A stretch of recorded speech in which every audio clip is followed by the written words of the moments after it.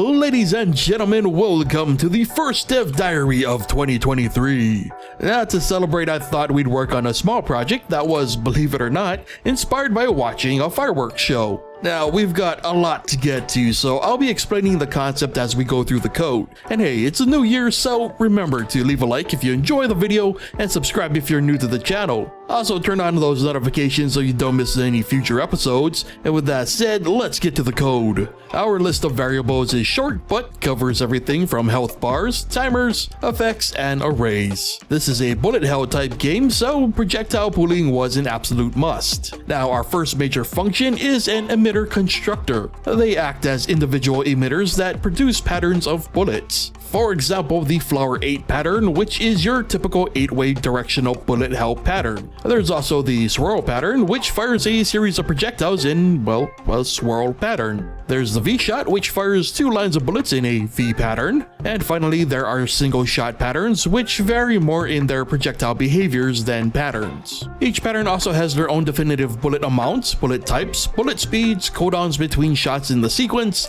and more. When a pattern has reached the end of its sequence, it is removed from the array using a specific function. Now, to put the rest of the functions into context, let's move on to the ticker, aka the heart of this project. Several timers are modified before doing anything. The first of our ticker elements is the projectile spawner. Every few seconds, a new entry is added to our projectile pattern array using the emitter constructor. Next is a check to display certain effects during the player's hurt phase. Speaking of which, let's skip down to the player's behavior. As in a typical bullet hell, the player can move freely in any direction. However, while this is a bullet hell, it is not a shoot 'em up. Rather, it is a take on a classic called ikaruga. That game allows the player to shift between colors, which would allow them to absorb oncoming bullets of the same color. So in our case, those states are represented by red and white. And so obviously these states were very important for the player's bullet collision event. Bullets themselves are spawned in either red or white states, and just like ikaruga, the results depend on those colors. So if the player's color does not match, they take damage, triggering our hurt player function. The function itself is pretty typical of our usual hurt system. However, if the player's color matches, we trigger the damage function. This damage function lowers an HP meter that can be modified via charge variable. This variable is set based on a counter which runs while the player simply exists. Every 60 seconds, a charge is added and the counter resets. Both the charge and counter reset when the player touches a projectile,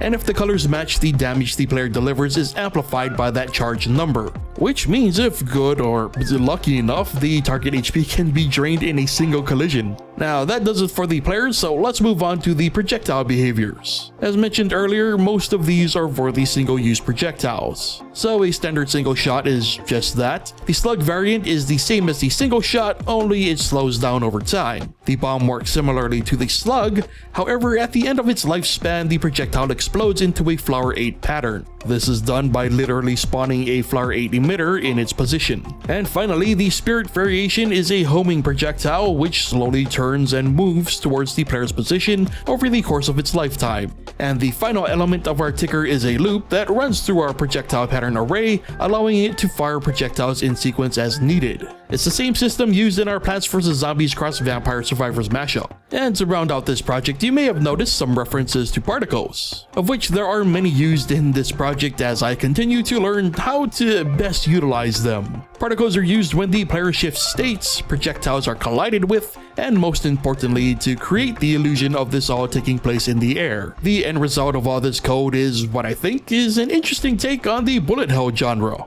It's still your typical bullet hell slash ikaruga-like in spirit, but instead of returning fire and avoiding bullets out of the fear of death, you're avoiding bullets in order to simply do more damage, which you do by purposely coming in contact with an enemy projectile. In fact, the original concept was that the player couldn't die and the resetting of the charge counter was the only penalty. The high score concept was also meant to be inverted, so the game would count how many collisions it'd take to reach the given goal. But due to time constraints, I went with a live system for the showcase. And to be honest, while this was meant to be a one-off, I'm highly consider going back to this and fleshing it out for a more full experience, because I feel like both versions could exist. but I don't know. It just seems to have potential is all I'm saying. But what do you think? Does it have potential? Is it better left as is? Let me know what you're thinking in the comments. Also, if you would like to support the channel and the continued creation of these videos, I'm now on Patreon. But with that said, hope you're having a wonderful start to your new year. Thank you so much for watching, and I look forward to what else we get up to in 2023.